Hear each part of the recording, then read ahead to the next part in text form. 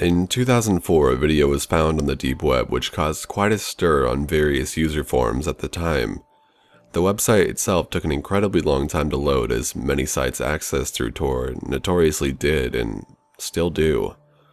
The background of the site was simply white, and there were 4 videos titled, listed one beneath the other without any thumbnails. These videos were downloadable and were simply titled Farm 1, Farm 2, Farm 3, and farm4.avi. The videos were said to contain malicious software that would make it impossible to close the program used to open the file.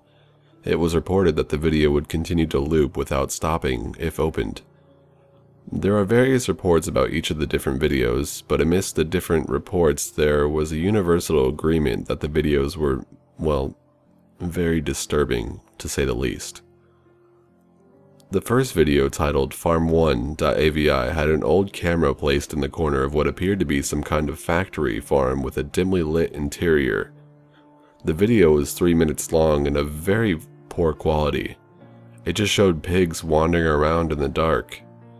In the background there appeared to be several people standing against the furthest wall of the large enclosure, but due to the poor quality of the video, it was difficult to make out any defining features.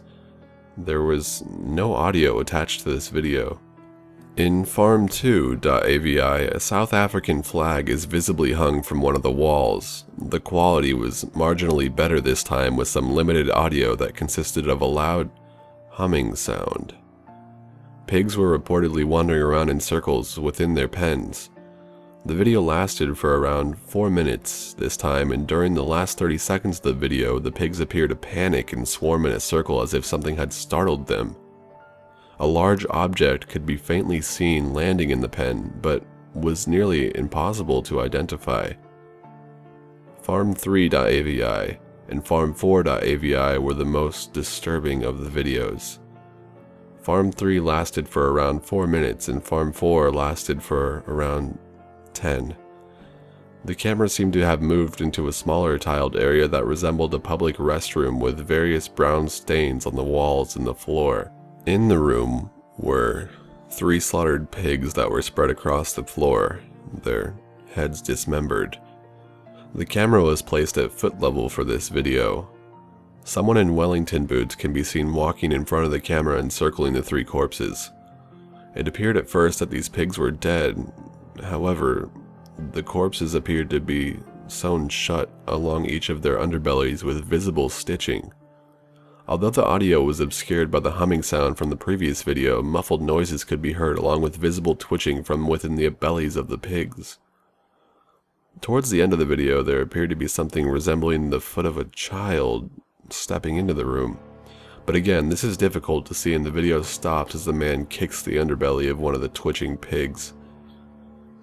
The final video, farm4.avi, was the most disturbing of the series. There are several naked figures lined across a wall with dismembered pig heads forced over their own. These were presumably from the bodies of the pigs in farm3.avi. It was claimed that 2 men and 1 woman were chained to the far wall from the first room. They were described as visibly shaking and appeared to be frantically moving their heads from side to side as if trying to remove the animals' heads from their own. Again, there are muffled noises allegedly coming from behind the pig heads, and the victims are described as having various cuts and bruises across their arms, thighs, and even some form of a brand on each of their chests. It was disgusting. In the case of the woman, it appeared to have been directly placed at the center of her right breast. The scene cuts out for a brief moment, and the camera has been moved to foot height once more at the entrance of one of the pens. The captives are on their hands and knees looking towards the camera. They remain still until prompted to move by the man who wore the Wellington boots. He appears to be yelling at them and violently pointing towards the adjacent room from Farm 3, but there was no audio in the segment of the video. His face is impossible to see due to the poor quality of the video and the cap over his head. The camera cuts out for a brief moment, and the victims are now stood in the pig pen and appear to be dancing and waving their arms in the air while it's directly looking down at the camera.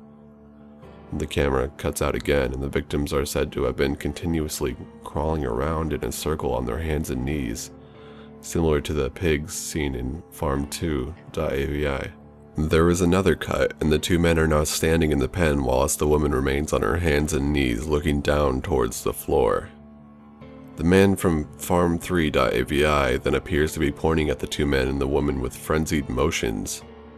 The two men appear reluctant to comply with the man until he starts pointing at the adjoining room once more, presumably from Farm 3.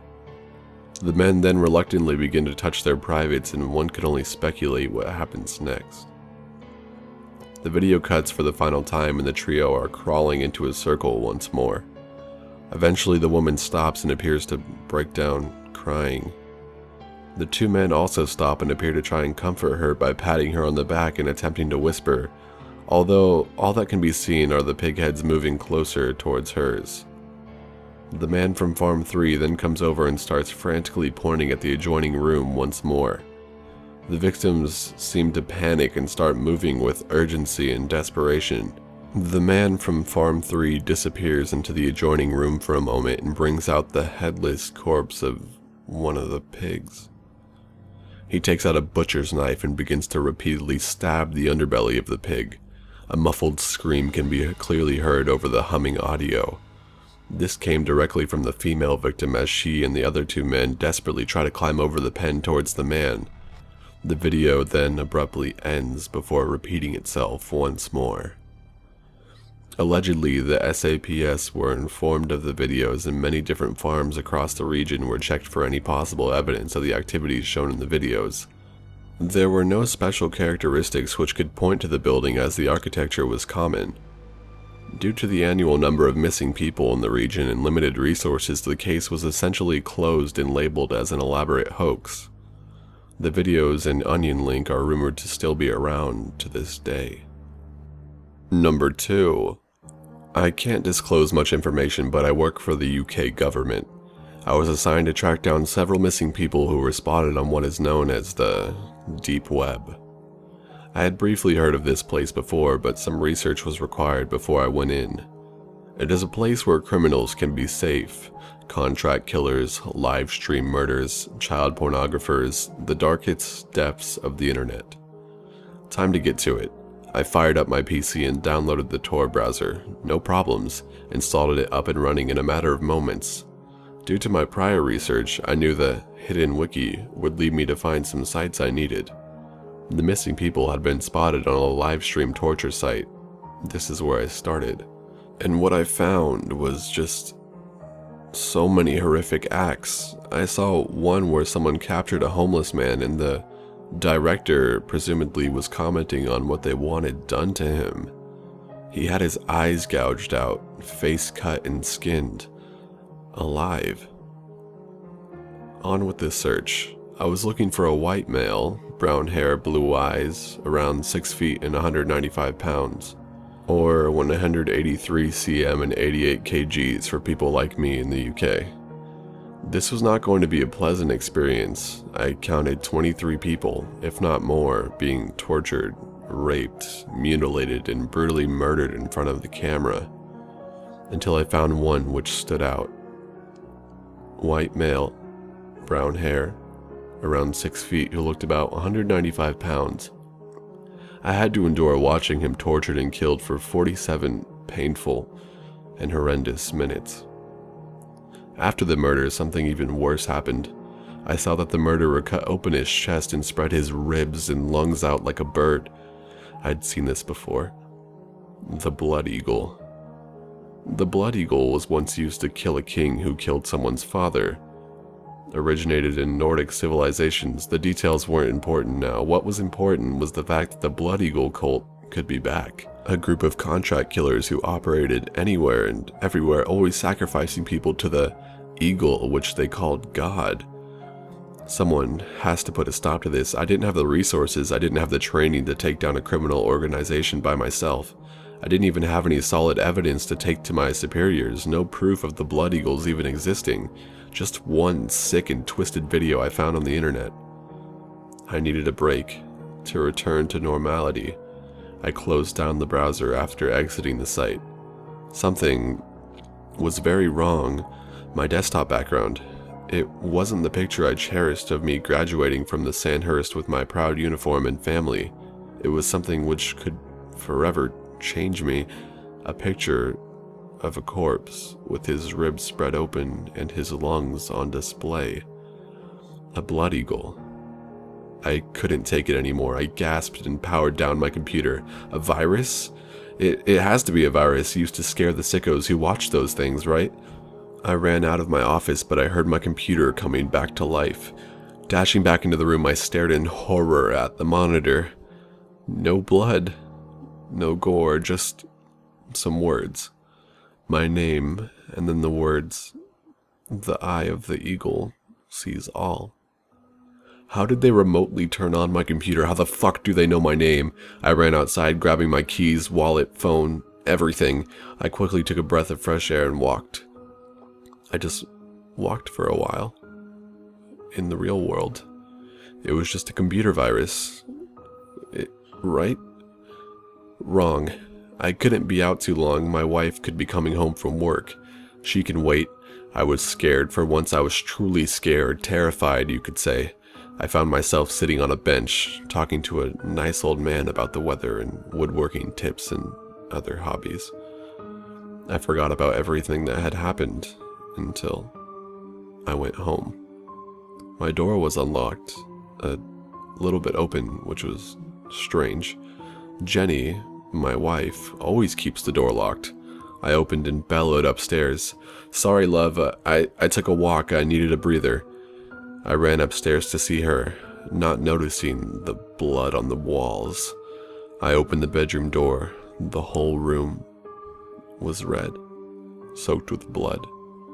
What I can only hope wasn't Jenny's face was slashed up beyond all recognition and her throat was slit multiple times. I've seen dead before, but nothing close to this. I stared in horror. The wings, her lungs spread out over her ribs. The blood eagle. What the fuck? How the fuck? My flood of anger and fear and overwhelming misery was interrupted by a voice. It said my name, although heavily distorted. It came from my office. It came from my computer. I saw the face of a black and white mask, yet still slightly pixelated. I screamed, "What have you done? Who are you? What the fuck are you?" He replied with, "We." He said, "We are the blood eagle. We kill as he wishes. Do not stop us. Do not try. Do not search us, or you and your closest family member will suffer. The eagle sees all and can do terrible things." I was speechless and feeling like I brought this upon her. I wanted nothing to do with this anymore. I made a decision. I rang the police, told them what had happened. They investigated. They said it was a suicide. I couldn't believe it. Weeks passed. I was haunted by this event. I booked a flight to Canada. We had a nice little log cabin there. I packed almost everything I had, my trusty shotgun, clothes, all my cash in Canadian dollars. I left my life behind, quit my job. I never wanted to go back to the deep web, or have anything to hear from it. Now, I keep to myself and live a relatively simple life. Therapy helped me recover. I'm happy now. Years have passed. I feel safe. Almost. However, let this be a lesson to everyone. The eagle sees all. Want to look into them? Want to stop them? Fine by me. I'm not paying for your funeral, or the guy reassembling your mangled corpse. Number 3. I had been struggling with depression for the majority of my life, keeping it to myself for the most part.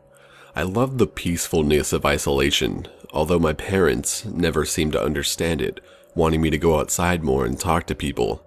If, however, they did, then they just didn't approve of my antisocial tendencies, even though I wasn't suicidal. You see, there is a big difference between being depressed and feeling nothing, as depression is extremely hard to ignore and it just chips away at you over time, whereas a lack of feeling makes life just fade past, mixing your memories into a blur. One day, I just had to feel something, so I started going on the deep web, looking up the most fucked up things I could find. Whenever I read stories about the deep web, the victim was always fucked over by some random crafty psycho finding out where they live, but that wasn't the case for me. That wasn't what screwed me over. The only reason I even started going on the deep web was to try and feel something, even if that something was shock, disgust, horror, or anything like that. I just wanted a fresh memory of what it was like to feel something. I did some really shady shit online, so I made sure to use a VPN at all times. However, it wasn't a computer issue that fucked me over. It was my stupid fucking brain zoning out, unable to hear my father closing the front door as he came in. He usually just sits down at his desk when he gets home from work, but this time he barged into my room without knocking to hand me a letter from the bank, a statement, but that's not important. I was currently streaming a fucking snuff film live as he walked in and all he could do was just watch. He dropped the letter, marched over to my desk and unplugged my PC, snatching it and throwing it out the fucking window onto the stone slab patio in the back garden.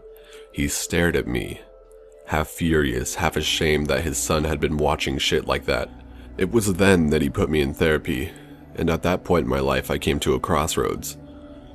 Should I just kill myself in order to avoid any more shame, or should I go and seek help? To be honest, in hindsight, I think I made the wrong decision, but it's the one that puts me here, writing this.